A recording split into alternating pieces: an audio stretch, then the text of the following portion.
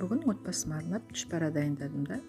Сіздермен қанша қайнатсаң да езілмейтін қамырды әзірлеу тәсілімен бөліскім келді. Оны қайнатылған қамыр деп айтуға болады. Бұл қамырдың ерекшелігі, оны қанша қайнатсаң да езілмейді, әрі жартылай дайын асыңыз мұздатқышта сақтағанда кейін пайдаланған кезде жарылып кетпейді қамыры. Бізге керегі бір толық стакан және 4-тен 1 стакан сумен жарты қасық, шай қасық тұз, соны қайнатамыз.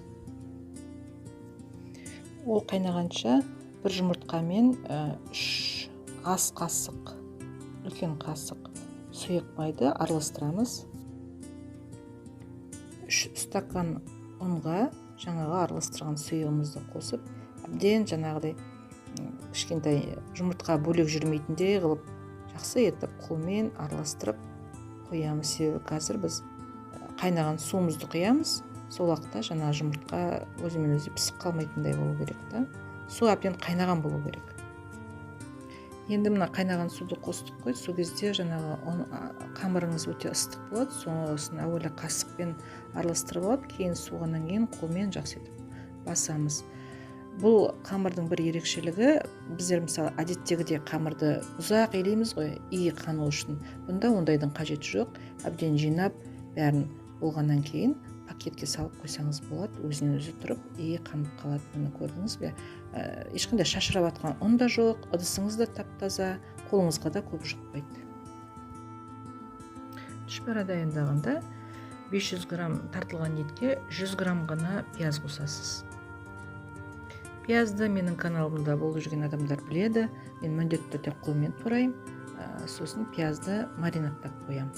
Ол үшін қара бұрышпен тұзды араластырып, кішкене пиязымызды сықпалап, сығып, аздап бетін қақпақпен жауып қоямыз.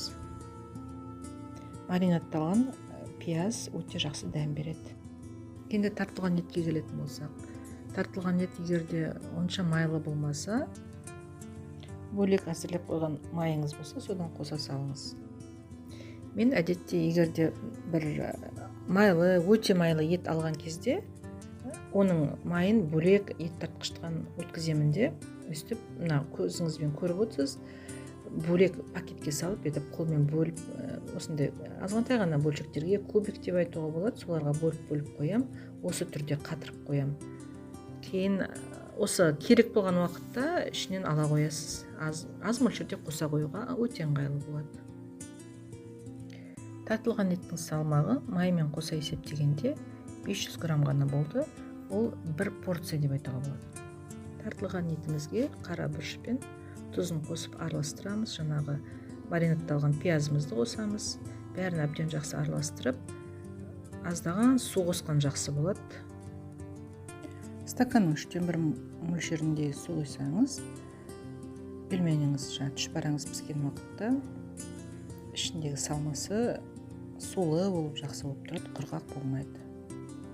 Енді дайын болған ет салмаңызды қақпағын жауып, маринадтауға дайындап қойыңыз. Енді қамырымызды жаюға көшейік. Міне қараңыз, қамырды азғантай ғана басқанның өзінде іші иі қанғаны көрініп тұр. Бар дайын болған қамырды 2-ге немесе 3 бөлікке бөліп, жұқалап жаямыз.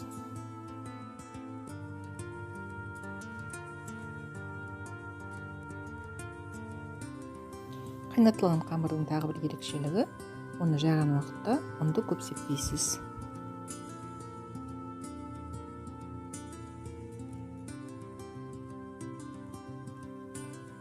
Әбден жұқа қылып жайдым. Енді оны диаметрі 56 мм дөңгелек пішінді қалыппен дөңгелектеп кестім. Түшпәрамызды түйіп дайындадық. 500 грамм тартылған еттен 130 дана түшпәра шықты.